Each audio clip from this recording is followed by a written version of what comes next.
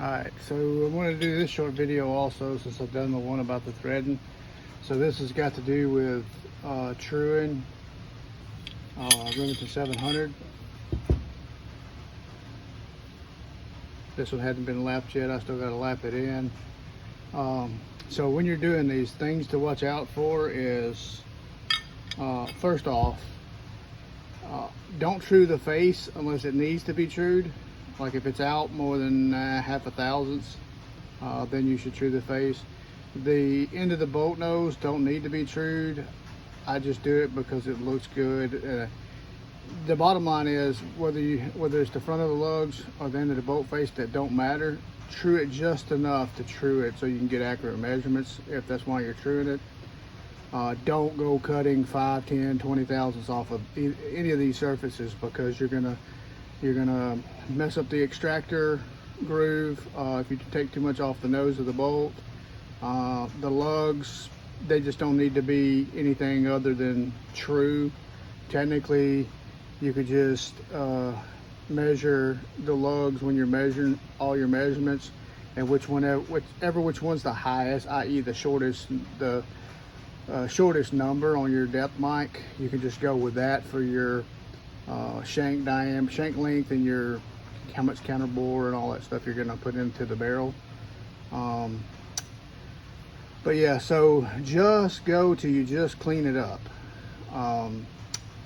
As you can see on this one, right, let's see, yeah, right here, if I can turn in the light, you see where it didn't clean completely up. I'm not concerned with that. I just wanted, something square to get measurements off of. Second to that is check your gap here before you even start to true. See if I can get this in the light. Yeah. So if this is too close back here, you may have to move the bolt handle after you get through truing and everything, because you don't want it to hit here. It'll break your bolt handle off if it's only soldered on or silver brazed. Ideally, I don't change all these handles unless they need it, but if you have to change the handle and you're going to solder another one back on there, just use like a 10,000th shim between here and the receiver with the bolt fully seated back when you solder it in there. Obviously don't solder it inside the action, but when you're setting it up to solder, because the more gap you got here, the less primary extraction cam you end up with to snap loose the cartridge once it's fired.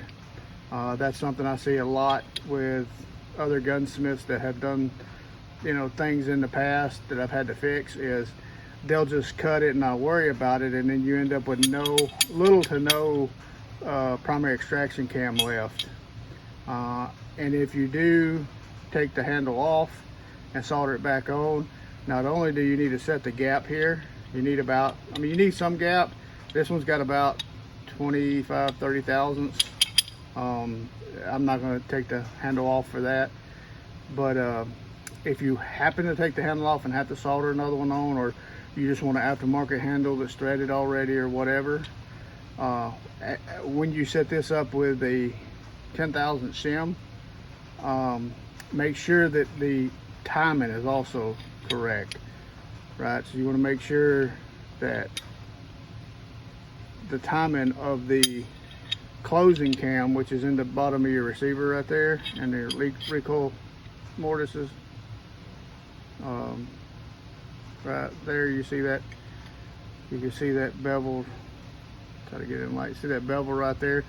So that times when this thing starts to go down, and you want it to go down at the right time, and it still hit the bottom of the receiver down here. But you don't want to overtime it, because I've done it myself where you think you got it timed right, and you go to pick it up and it don't really want to come back. You kind of got to click it or rock it back and forth before it'll loosen up, because the timing's too quick on the closing. So when you go to open it up, it's a little slow and it ain't quite clearing the raceway. So some few more things to consider as you're starting to learn this stuff and mess with this stuff. This is kind of some of the stuff that no one really tells you about. They just tell you, oh, you got a lathe, just, you know, go at it. Again, all these surfaces, you should only go till it trues. So minimum, I mean, 1,000ths, 2,000ths, 5,000ths max on the face. Well, I say max. Some of these Remingtons, I've seen them as bad as 25,000ths out of square. Usually, most of them will clean up at about 5. The bolt face typically is a couple.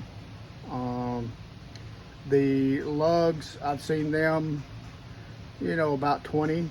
Usually they're about 5, depending. Again, these are all mass produced, so it's hard to say exactly what you'll end up with. Just go, you know, touch it off, see if it's cleaning. If it's not, go another 1,000ths or 2.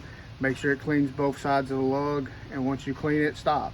There's no sense in going any further, because all you're going to do with the back of the lugs is you're going to open this gap. So you have the internal recess, you got to clean that. So that's going to be 1,000ths or 2, 3, maybe 5. And then the back of the recoil lugs, or the back of the bolt lugs, you're going to have the same, you know, 1, 2 to 5, hopefully.